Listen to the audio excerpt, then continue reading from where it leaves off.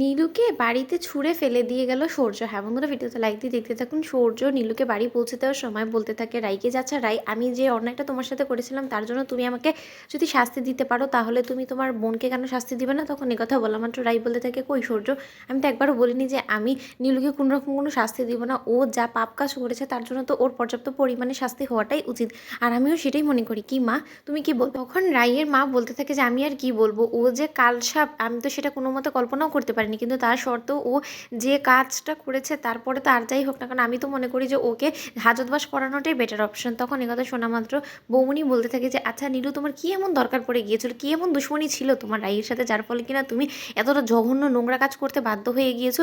কই রাই তো একবারও তোমার সাথে এরকম নোংরা কাজ করে না। তুমি যতবার মেয়েটাকে আঘাত করার চেষ্টা করেছো মেয়েটা ততবারই আবারও নতুন করে ঘুরিয়ে দাঁড়িয়েছে, কিন্তু তার সত্ত্বেও ও কিন্তু কোনোদিনও হেরে যায়নি। কিন্তু তুমি যে কাজটা করছো তুমি বারবার ওর কাছে হেরে যাচ্ছ, কিন্তু তার সত্ত্বেও তুমি একইভাবে কাজ করেই যাচ্ছ করেই যাচ্ছ করেই যাচ্ছ। কী পাচ্ছটা কি বলো তো?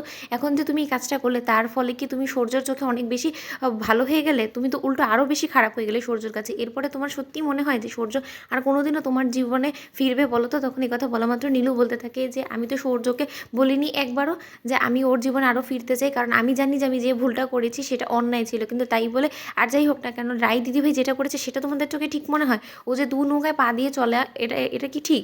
মা তুমি কি বলবে? তখন এই কথা বলা নীলুকে ঘুরিয়ে রাই চর মেরে বলতে থাকে যে এই চরটা আমার অনেক আগেই মারা দরকার ছিল তোকে, তাহলে অন্তত তোর সদ্বুদ্ধি হতো। কিন্তু তার সত্ত্বেও আমি কোনোদিনও কল্পনাও করতে পারিনি যে তুই এতটা নোংরা কাজ নিজেরই আপন মায়ের পেটের বোনের সাথে করবি। যদি সেটা একটু আন্দাজ করতাম না তাহলে তখনই তোকে এই চরটা মেরে তোকে বুঝিয়ে দিতাম যে তুই যেটা করছিস সেটা অন্যায়। যাকে যাক, তুই যখন করেই ফেলেছিস আমি আশা করবো যে এই চরটা অন্তত তোর জীবনভর মনে থাকবে।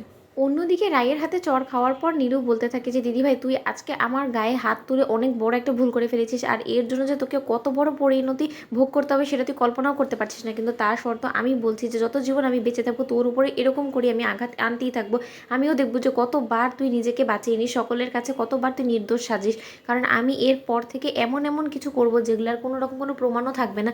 আর আমি তখন দেখবো যে সূর্য কতবার তোকে ঢাল হয়ে দাঁড়িয়ে এরকম করেই তোকে সকল বিপদ আপদ থেকে বাঁচায়। কারণ আর যাই হোক না কেন এবার তো ওর জন্য আমি মরণ ফাঁদ পাতবো, তখন আমি দেখবো যে কী করে তুই বেঁচে যাস ওই ফাঁদের থেকেও। তখন এই কথা বলা মাত্র নীলু বলতে থাকে যে আমি খুব ভালো করেই জানি দিদিভাই যে তোর আমার উপরে যথেষ্ট পরিমাণে ক্ষোভ আছে, কারণ আমি যেটা করেছি তোর প্রতি সেটা অন্যায় আমি এখন বুঝতে পেরেছি। তাই তুই আমাকে শেষবারের মতন ক্ষমা করে দে, আর তুই একবার অন্তত সূর্যকে বল না ও যাতে আমাকে ওর সাথে ফিরিয়ে নিয়ে যায়। তখন এই কথা বলা মাত্র সূর্য বলতে থাকে যে তুমি না নীলু, তুমি বড্ড বেশি আমাকে হাসালে। তোমাকে আমি যদি ফিরিয়ে নিয়ে যাওয়ারই হতো তাহলে কি আমি তোমাকে এ বাড়িতে আবার নিয়ে দিয়ে যেতে আসি বলো তো? তুমি কি মনে করো তো যে আমি কোনো কিছু বুঝি না? তুমি আরও একবার রায়ের বিরুদ্ধে ষড়যন্ত্র করবে আর তুমি আরও একবার আমাকেও ফাঁসাবে। আমি খুব ভালো করেই জানি। তো বন্ধুরা, ভিডিওটি ভালো লেগে থাকলে লাইক কমেন্ট শেয়ার করো, সাবস্ক্রাইব করতে ভুলো না।